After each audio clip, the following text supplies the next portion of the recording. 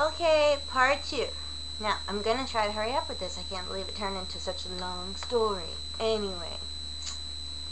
So, this guy, he has another glass of wine. And I'm just kind of twiddling the ice around from the margarita. And listening to whatever it was. You know what? I couldn't tell you one thing that guy said. I really couldn't. Other than to be a jerk to the servers. So, we're getting ready to leave, and he starts talking about going to the ice arena. And I said, I'm feeling kind of tired, and I think I need to go home. And he didn't want to have that. So he keeps trying to talk me into going to the ice arena, and I'm like, no, I think I'm going to pass, and maybe some other time. Right. Maybe some other time. Well,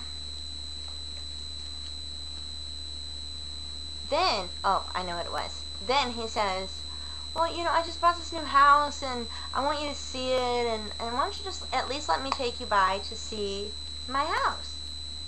So I'm kind of scared, really. And probably a lot of people would have just said, hell no. But I'm thinking, okay, well, let me appease him, a little bit, because pretty much everybody knows where I'm at. So we go, and I'm getting the tour of the house, and it was so boring. And we go, here to here to here, and even the bedroom. But, yeah, I was trying to move through it as quickly as possible. Then we get to, where is it? Oh, the back porch.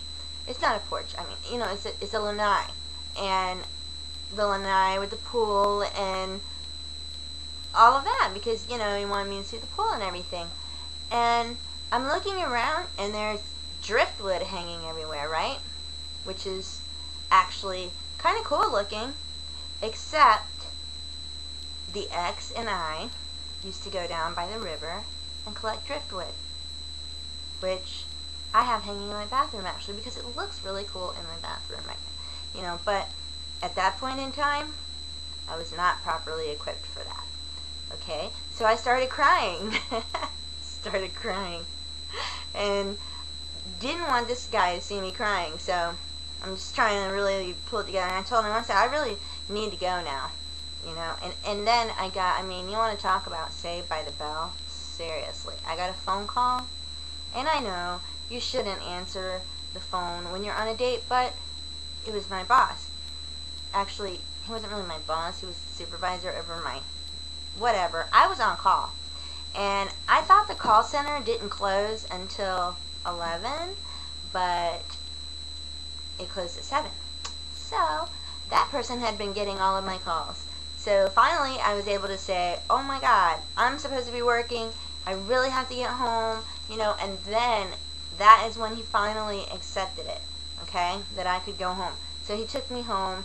And he called several more times. I was very polite about it. I don't even remember how I got rid of him. I don't. And if you watch this, you're probably going to know exactly who you are. I have no idea, because I haven't seen you since back then, and I'm sorry, but at least I didn't use your name, right? Okay, so pretty much that's it. That was a nightmare, and I think it scarred me, because I didn't date for a really, really long time after that, because I thought they were all going to be like that. Now, that is it. That's mine. That's my date from hell. One of the worst, nights I've had for a lack of enjoyment, whatever. So, please respond with your videos and tell me about your dates from hell. I want to see if you top mine, and I think that this would be really good as far as, some comedy. I think that, a lot of you probably have some pretty funny stories, because normally these things, go that way. So, I'll be waiting to hear back from you. Have a good night. Oh, yeah, I'm going to go respond to other people's videos now. Yeah, that's how bored I am. Passionate kisses. I have things to say to you, girl.